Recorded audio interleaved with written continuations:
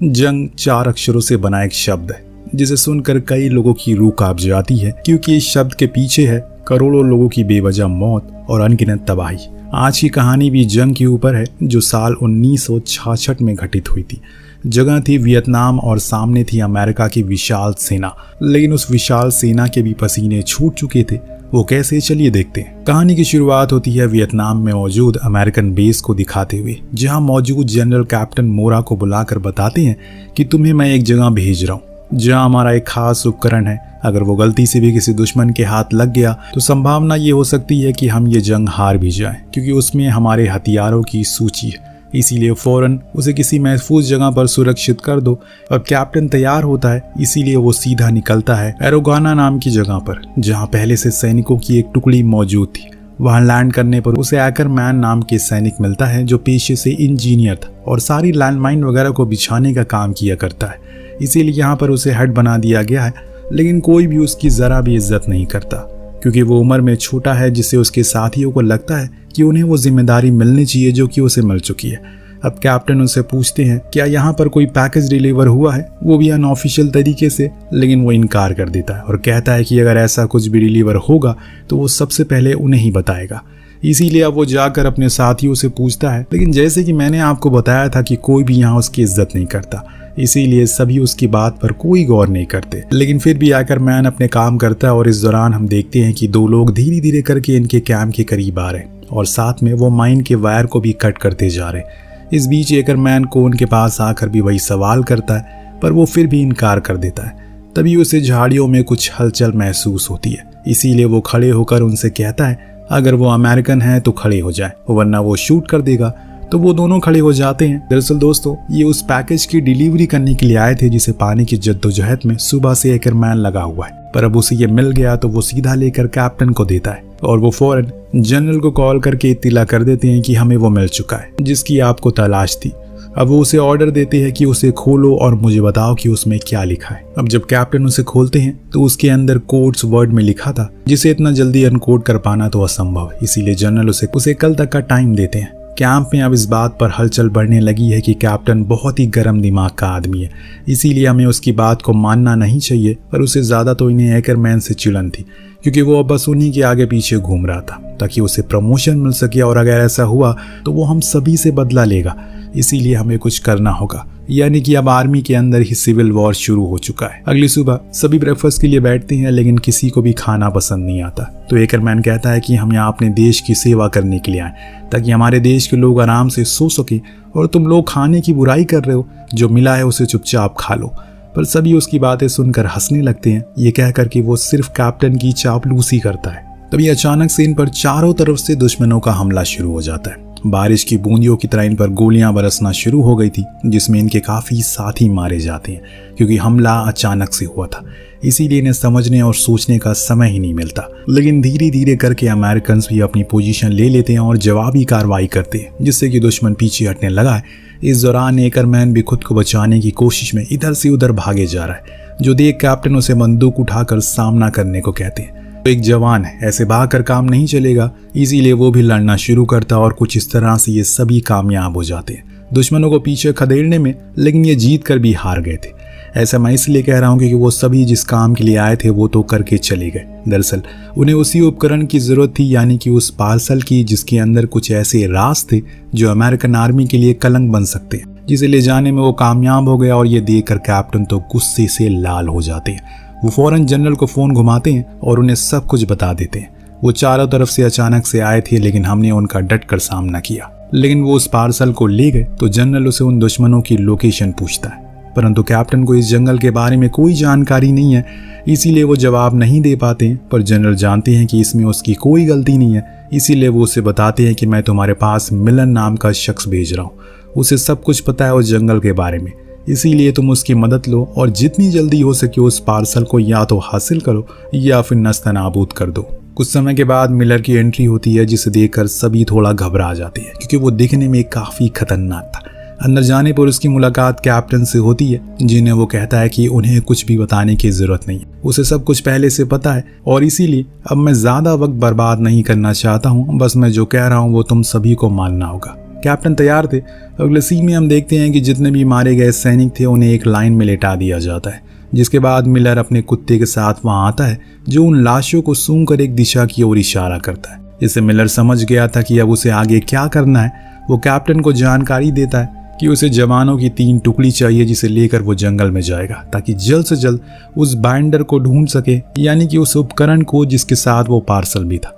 Captain मान जाता है, उसे 3 टुकड़ी देता है जिसे लेकर अब वो जंगल में चला गया। बीच में कुछ जवान आपस में बातें कर रहे हैं। उन्हें यह बंदा बड़ा ही बेकार लग रहा है क्योंकि ऐसे समय पर जंगल में आना सुरक्षित नहीं है, पर क्या वो मजबूर है? उन्हें ऑर्डर तो सुनना ही होगा। ये लोग आगे ही बढ़ रहे होते हैं कि तभी इन पर दुश्मनों द्वारा हमला हो जाता है क्योंकि वो घात लगाए बैठे थे।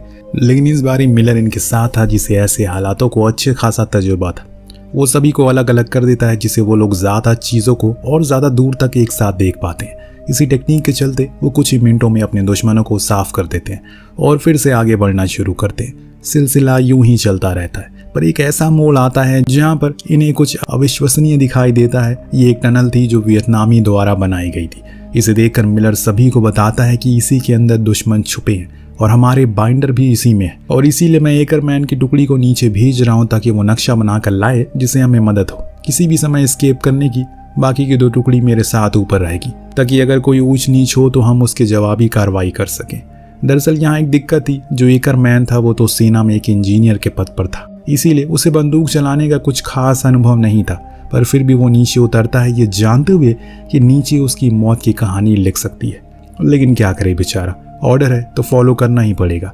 ये सुरंग असल में 1966 में बनी हुई वियतनाम वॉर की सबसे बड़ी ताकत थी। इन जंगलों के नीचे इसका पूरा जाल बिछा हुआ था और इसी के बलबूते में वियतनामी आर्मी ने इतने समय तक यूएस आर्मी की आंखों में धूल झोंका और उन्हें पता तक नहीं चला। खैर अब धीरे धीरे करके सभी नीचे उतरना शुरू करते हैं।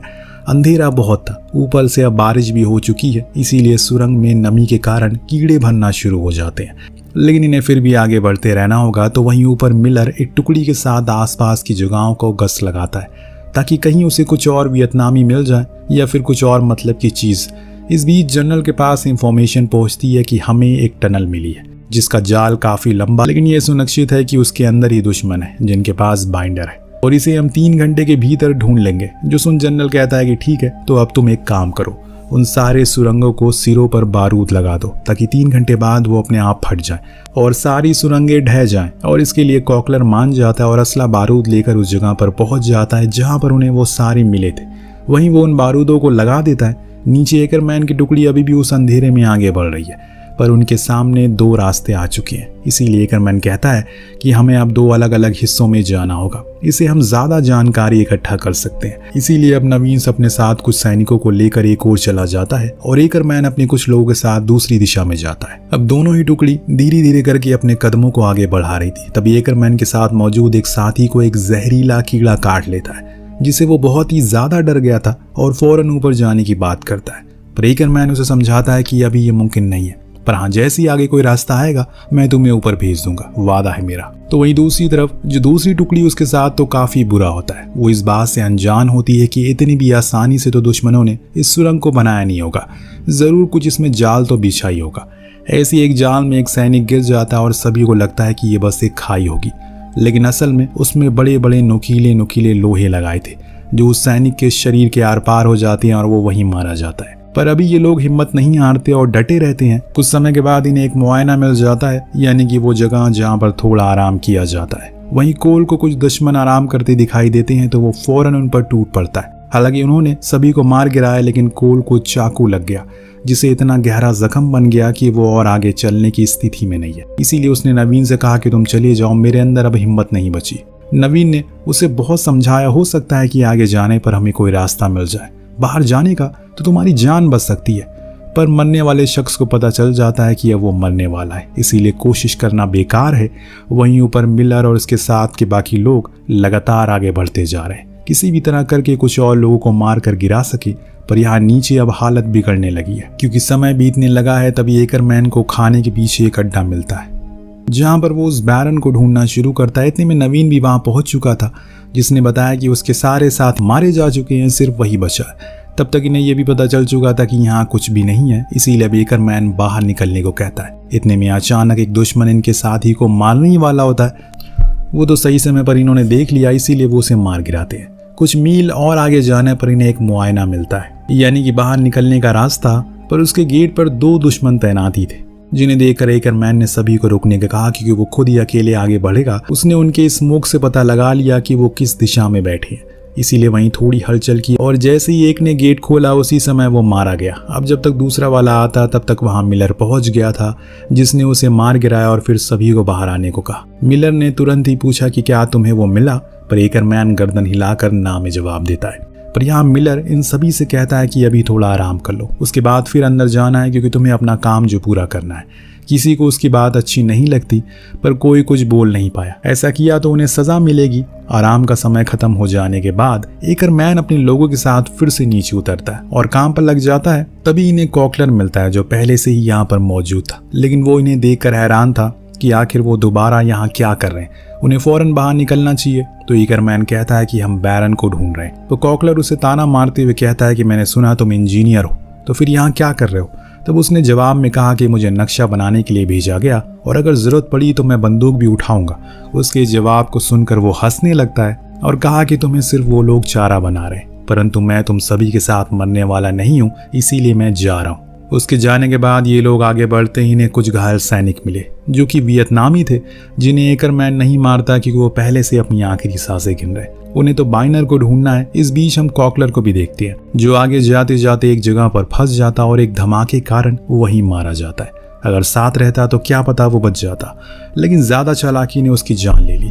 इधर अभी तलाश जा, लेकिन सफलता हाथ नहीं लगी। ऊपर से वो बारूद भी फटने लगा जो कॉकलर ने लगाया था। इसमें एकरमैन के कई साथी मारे जाते हैं, सिर्फ बचता है तो एक। इसीलिए वो कहता है कि हमें ऊपर जाना चाहिए क्योंकि जिस चीज़ की तलाश में हम आए थे वो शायद यहाँ पर है ही नहीं। इसीलिए इन्होंने हम आगे बढ़ना शुरू किया, लेकिन धीरे धीरे करके सुरंग ढहना शुरू हो गई। दूसरे सीन में कैप्टन जनरल को बताता है कि हमारी एक टुकड़ी अभी भी नीचे फंसी हुई है। तो वो कहता है कि कोई बात नहीं, हमें उनकी फिक्र नहीं करनी चाहिए, उन सुरंगों को खत्म कर दो जितनी जल्दी हो सके। हालांकि कैप्टन उसकी इस बात से राजी नहीं था, लेकिन फिर भी उसकी बात का जवाब हाँ में देना पड़ता है। एक मोड़ पर जब ये लोग रुके तो इन्हें एक स्पेस दिखाई दी जहाँ इन्हें एक साथी को बंदी बनाया गया था और वहीं वो चीज भी रखी जिसे इन्हें तलाश थी, यानी कि वो सीक्रेट पार्सल। इसीलिए अब हैकरमैन फौरन उस अकेले सिपाही पर धावा बोलता है। ये 2 थे, वो 1 थे, इसीलिए आसानी से उसे मार गिराते हैं और फिर अपने घायल जवान को आजाद करके उस पार्सल को लेकर बाहर निकलने का रास्ता ढूंढने लगते हैं।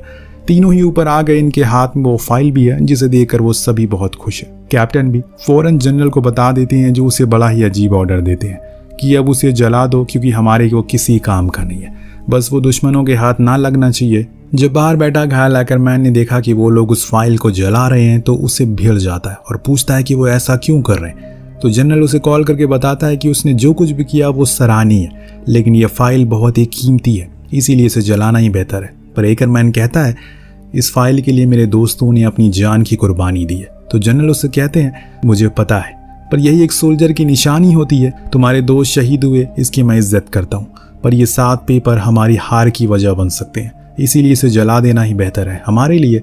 हैकरमैन कुछ नहीं कहता और बस चुपचाप अपने आखिर 2 घायल साथियों के साथ वहीं बैठा रहता। और इसी के साथ ये कहानी यहीं पर खत्म हो जाती है। आपको कहानी कैसी लगी हमें कमेंट करके जरूर बताएगा। मिलते हैं अगले वीडियो में। Thank you so much watching. Peace out.